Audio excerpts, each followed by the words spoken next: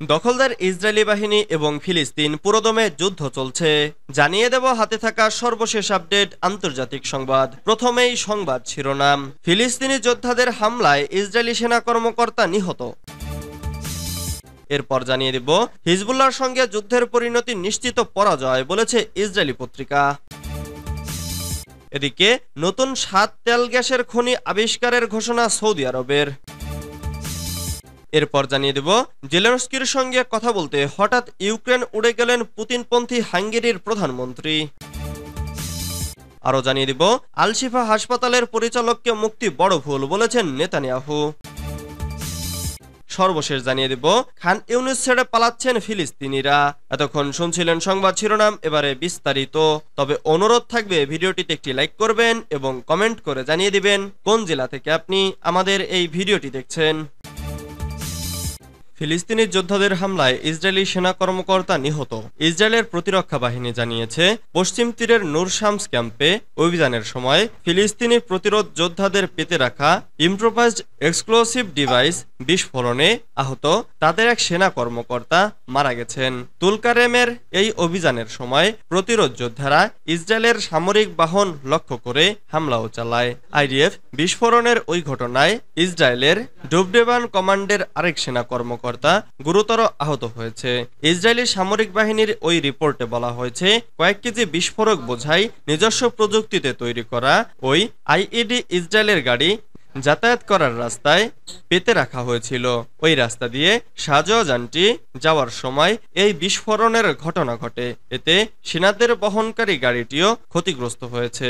তবে রিজার্ভ ফোর্সের নিহত ওই কমান্ডারের পরিচয় প্রকাশ করেনি ইসরায়েলি প্রতিরক্ষা বাহিনী। হিজবুল্লাহর সঙ্গে যুদ্ধের পরিণতি নিশ্চিত পরাজয় বলেছে ইসরায়েলি পত্রিকা। তেল আবিব থেকে প্রকাশিত একটি পত্রিকা লেবাননের বিরুদ্ধে সম্ভাব্য সর্বাত্মক যুদ্ধের ব্যাপারে তেল আবিবের প্রতি হুঁশিয়ারি উচ্চারণ করে লিখেছে, হিজবুল্লাহর সঙ্গে ব্যাপক ভিত্তিক যুদ্ধ হলে ইসরায়েল নিশ্চিতভাবে পরাজিত হবে। আল আকসা তুফান অভিযান শুরুর পর লেবাননের হিজবুল্লাহ তার ভান্ডারে থাকা নিখুঁত সমরাস্ত্র দিয়ে ইসরায়েলের উত্তরাঞ্চলে হামলা শুরু করে। এই হামলার ফলে উত্তর ইসরায়েলের বিস্তীর্ণ এলাকার আদিবাসীরা তাদের বাড়িঘর ফেলে দক্ষিণ দিকে পালিয়ে যায়। ইসরায়েলি গণমাধ্যম পালিয়ে যাওয়া ইহুদিবাদীদের সংখ্যা 60,000 বলে উল্লেখ করলেও প্রকৃত সংখ্যা আরো অনেক বেশি বলে মনে করা হয়। কার্যত লেবানন সীমান্তবর্তী অঞ্চলগুলোতে হিজবুল্লাহর হামলায় ইসরায়েলি বাহিনী অসহায় হয়ে পড়ে এবং বিষয়টি ইহুদিবাদী কর্মকর্তাদের মারাত্মকভাবে ভাবিয়ে তোলে। পার্সটুডের রিপোর্ট অনুসারে ইসরায়েলি দৈনিক হারেজ লেবাননের সঙ্গে যুদ্ধের ফলাফল সম্পূর্ণ পরাজয় শিরোনামের একটি সংবাদ বিশ্লেষণে লিখেছে, লেবাননের বিরুদ্ধে ব্যাপক ভিত্তিক যুদ্ধ শুরু করলে, বিশেষ করে দেশটির বিরুদ্ধে স্থল অভিযান চালালে ইসরায়েল ভয়াবহ পরাজয়ের সম্মুখীন হবে। নতুন 7 তেল গ্যাসের খনি আবিষ্কারের ঘোষণা সৌদি আরবের। সৌদি আরবে তেল ও গ্যাসের আরও 7টি খনি আবিষ্কারের ঘোষণা দেওয়া হয়েছে। সোমবার দেশটির পূর্বাঞ্চলীয় প্রদেশ ও আর-রুব আল খালি বা এমটি কোয়ার্টারে 7টি তেল ও গ্যাসের মজুদ আবিষ্কারের ঘোষণা দিয়েছে দেশটির জ্বালানি মন্ত্রী।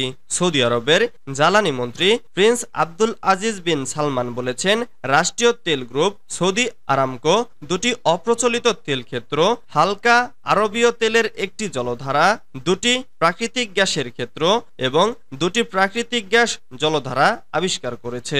এর মধ্যে সৌদি আরবের পূর্বাঞ্চলীয় প্রদেশের 2টি অপ্রচলিত তেল ক্ষেত্র এবং একটি ভান্ডার আবিষ্কৃত হয়েছে। অন্যদিকে এমটি কোয়ার্টারে 2টি প্রাকৃতিক গ্যাস এবং 2টি ভান্ডার পাওয়া গেছে।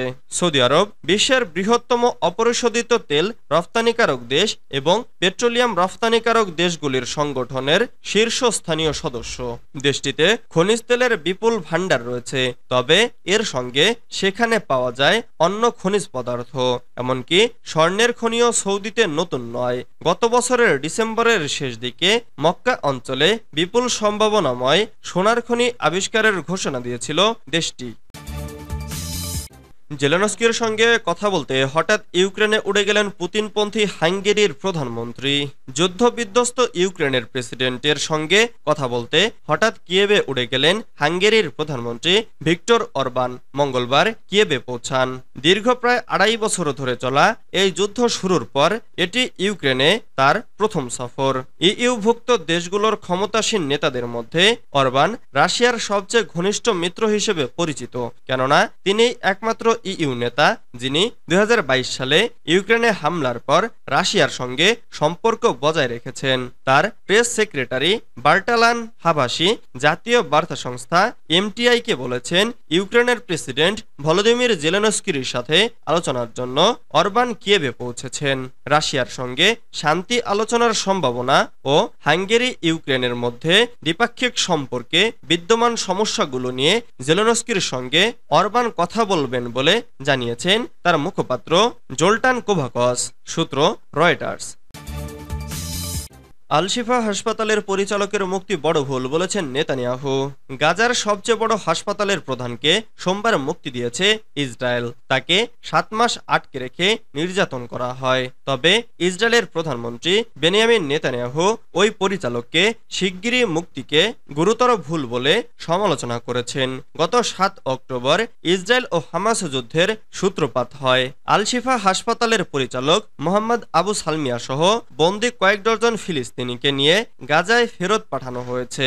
হাসপাতালের অন্যান্য কর্মীদের সঙ্গে আবু সালমিয়াকে আটক করার পর গত ২৩ নভেম্বর বিশ্ব স্বাস্থ্য সংস্থা উদ্বেগ প্রকাশ করে। হামাস সামরিক অভিযানের জন্য আল শিফা সহ হাসপাতালগুলিকে ব্যবহার করছে বলে অভিযোগ করে ইসরায়েলের সামরিক বাহিনী। তবে হামাস তা অস্বীকার করে আসছে।